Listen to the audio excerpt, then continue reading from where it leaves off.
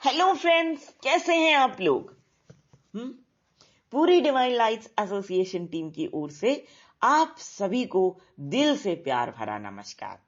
दोस्तों, वो आप ही की दुआएं हैं जिनकी वजह से हम बिल्कुल ठीक हैं, और हमें ये भी बहुत अच्छा लगता है कि हम आपसे सुने कि आप बिल्कुल ठीक हैं, चुस्त दुरुस्त हैं और अपने काम में शिद्दत से लगे हुए हैं।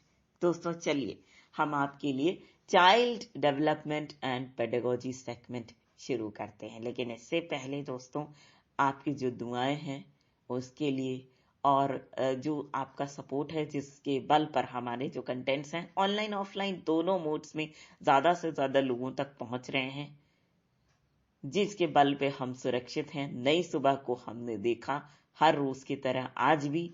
इन सभी बातों के लिए आप सभी को धन्यवाद देते हैं।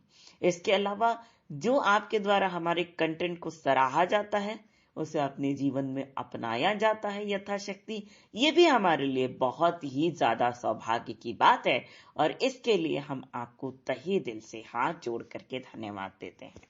चलिए अब हम ये segment child development and pedagogy शुरू करते हैं। पहला क्वेश्चन, गणित में प्राप्त ज्ञान भौतिक विज्ञान पढ़ने में बहुत सहायक हो सकता है। यह किस प्रकार का अधिगम स्थानांतरण है? आंसर, धनात्मक अधिगम स्थानांतरण। नेक्स्ट क्वेश्चन, जीन पियाजेट किस देश के मूल निवासी थे? Answer, Switzerland. नेक्स्ट क्वेश्चन, किसी संतान को उनके माता पिता से जो गुण प्राप्त होते हैं, उन गुणों को क्या कहा जाता है? आंसर है वंशानुक्रम। नेक्स्ट, शैक्षिक समस्याओं का सर्वोत्तम समाधान हो सकता है? आंसर, सामूहिक परिचर्चाओं द्वारा। नेक्स्ट, स्थानांतरण में सामान्यीकरण का सिद्धांत किस शिक्षा मनोवैज्ञानिक ने प्रस्तुत किया है? C.H. चूड़, ये आंसर है इसका। नेक्स्ट, मस्तिष्क द्वारा अपनी स्वयं की क्रियाओं का निरीक्षण किस विधि द्वारा किया जाता है? आंसर, आत्मनिरीक्षण विधि द्वारा। नेक्स्ट क्वेश्चन, निर्देशन का अर्थ है? आंसर, छात्रों को उनकी समस्या सुलझाने में सहायता प्रदान करना। नेक्स्ट, बच्चों में बौद्धिक विकास की 4 अवस्थाओं की पहचान की गई।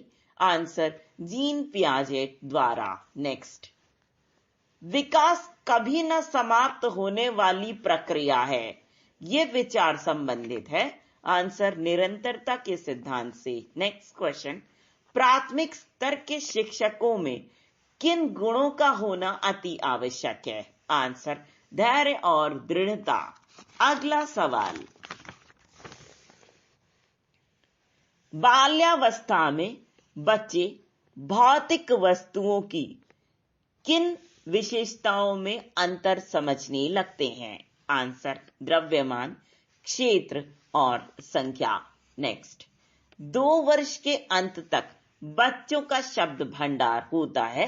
आंसर, 100 शब्द। नेक्स्ट, 12 वर्ष के बच्चों के मस्तिष्क का भार कितना होता है? आंसर, 1260 ग्राम। देखो, अगर आपसे पूछा जाए कि एक स्वस्थ मनुष्य के मस्तिष्क का भार कितना होगा, तो आप बोलेंगे 1400 ग्राम। नेक्स्ट क्वेश्चन, बच्चों के विकास की दशा कैसी होती है? आंसर, सिर से पैर की ओर और सामान्य से विशिष्ट की ओर। नेक्स्ट, शैशवावस्था, बाल्यावस्था और युवावस्था में मनुष्य के शरीर में कितनी हड्डियां होती हैं? देखो भाई, जब बच्चे का जन्म होता है तब उसके शरीर में 270 हड्डियां होती हैं, और बाल्यावस्था में 350 हड्डियां होती हैं, और युवावस्था में जब इंसान प्रवेश करता है तो उसके शरीर में होती हैं 206 हड्डियां, जो कि सबको मालूम है। नेक्स्ट क्वेश्चन, विश्लेषणात्मक मनोविज्ञान के जनक हैं? Answer, Sigmund Freud. Next question, किशोरावस्था को तूफानी अवस्था किसने कहा? Answer, Stanley hall. नेक्स्ट, मूल प्रवृत्तियों के जनक कौन हैं? Answer, McDougall. देखो दोस्तों, 14 मूल प्रवृत्तियां इन्होंने बताई हैं। मूल प्रवृत्तियों को ना इंस्टिंक्ट्स बोला जाता है, INSTINCTS, इंस्टिंक्ट्स। ठीक है। नेक्स्ट, व्यक्तित्व का स्व सिद्धांत किसने दिया? आंसर कार्ल रोजर ने। कार्ल रोजर जो है काउंसलिंग के बहुत बड़े स्पेशलिस्ट माने जाते हैं। जो लोग साइकोलॉजी में गाइडेंस एंड काउंसलिंग पढ़ते हैं ना, वो कार्ल रोजर को जरूर पढ़ते हैं। ठीक है, नेक्स्ट क्वेश्चन। नैतिक सिद्धांत के जनक हैं? Answer Kohlberg. नेक्स्ट, मन की उत्तेजित दशा कहलाती है? आंसर संवेग। चलते हैं अपने अगले सवाल पर। जब कोई बच्चा किसी वस्तु, व्यक्ति या घटना के विषय में सोचता है या उसको सोचने के लिए वो तर्कों का प्रयोग करने लगता है, तो उसका इस प्रकार का चिंतन क्या कहलाता है? आंसर मूर्त क्रियात्मक चिंतन। देखो फिर से सुनिए ये सवाल को। जब कोई बच्चा किसी वस्तु, व्यक्ति या घटना के विषय में सोचने के लिए तर्कों का प्रयोग करने लगता है, तो उसका इस प्रकार का चिंतन क्या कहलाता है? आंसर मूर्त क्रियात्मक चिंतन। Next question. सृजनात्मकता संबंधित है? आंसर अपसारीय चिंतन से। नेक्स्ट, चिंतन अनिवार्य रूप से क्या है? आंसर एक संज्ञानात्मक विधि। नेक्स्ट, किसी बालक में चिंतन की योग्यता उसके सफल जीवन का मूल आधार है। यह कथन किसका है? आंसर क्रो एंड क्रो का। Next question.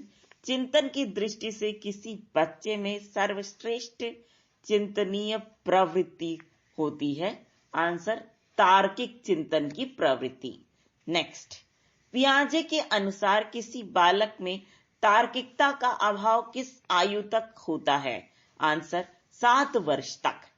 नेक्स्ट, किसी बच्चे के चिंतन में आयु के बढ़ने के साथ साथ किसकी प्रधानता बढ़ती है?